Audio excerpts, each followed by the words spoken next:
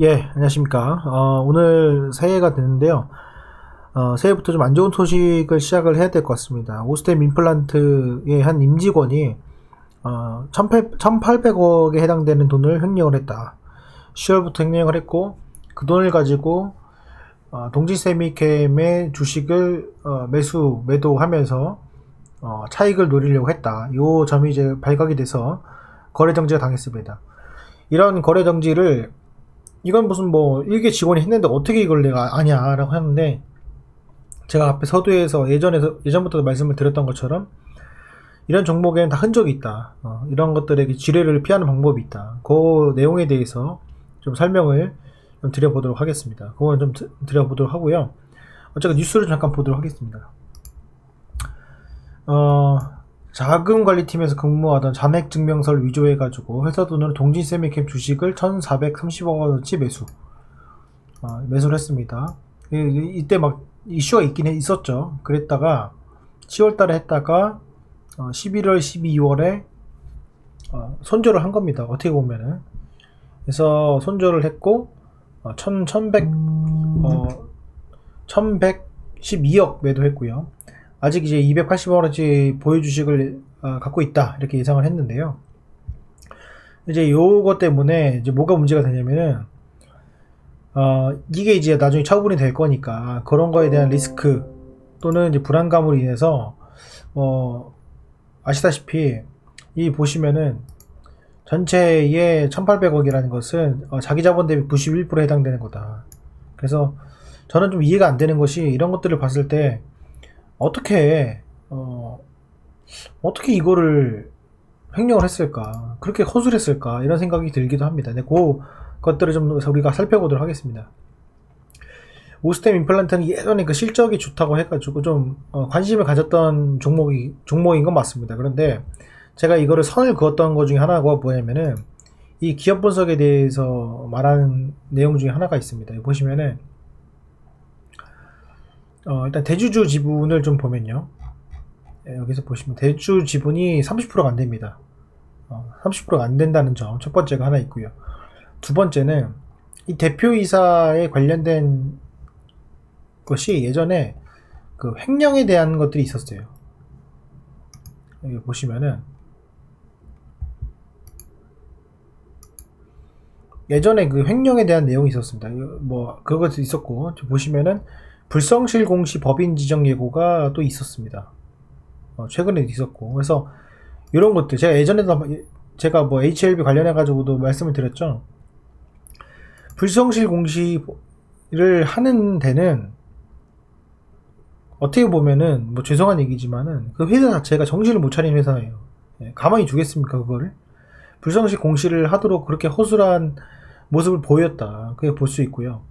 또 하나는 그게 이유가 어쨌건, 그리고 횡령에 대한 내용도 과거에 있었습니다. 이거 뭐 지금 제가 나오진 않았지만은 그게 있었고, 또 하나는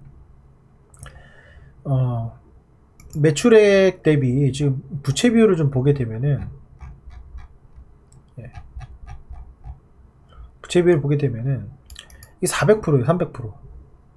부채 비율이 너무 많다. 그리고 보시면 아시겠지만은 이렇게 장사하는 데 있어가지고 영업이익률이 지금은 뭐 16%를 하지만은 사실 이런 거에 어떻게 보면 과도점적인 어떤 기업 중에 하나인데, 잘 나가는 기업 중에 하나인데, 이런 것들이 16%라는 건 좀 많지는 않다, 개인적으로 생각이 들고, 이게 제가 말씀드렸지만 ROA와 ROE가 중요하다고 말씀을 드렸죠.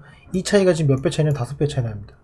이거는 너무 심한 겁니다. 그래서 이런 것들을 전반적으로 봤을 때 이 기업은 돈을 버는 기업은 맞지만은 상당히 위험한 기업이다, 이렇게 말씀을 드렸습니다. 그래서 횡령을 했다는 증거, 불성실 공시, 그 다음에 대주주가 없고 부채 비율이 많고, 그렇죠? ROE랑 ROE의 비율 차이가 크고, 이런 5개에 해당되는 내용을 가지고 봤을 때 이 회사는 물론 좋은 회사인 거 맞지만 투자하면 안 되는 회사다라고 제가 이전에 있던 영상들을 좀 찾아보시면 있다고 좀 말씀을 드렸습니다. 어쨌건 간에 지금 뭐 내용은 그렇고, 이게 이제 불똥이 지금 결국에는 동진세미캠을 떴어요.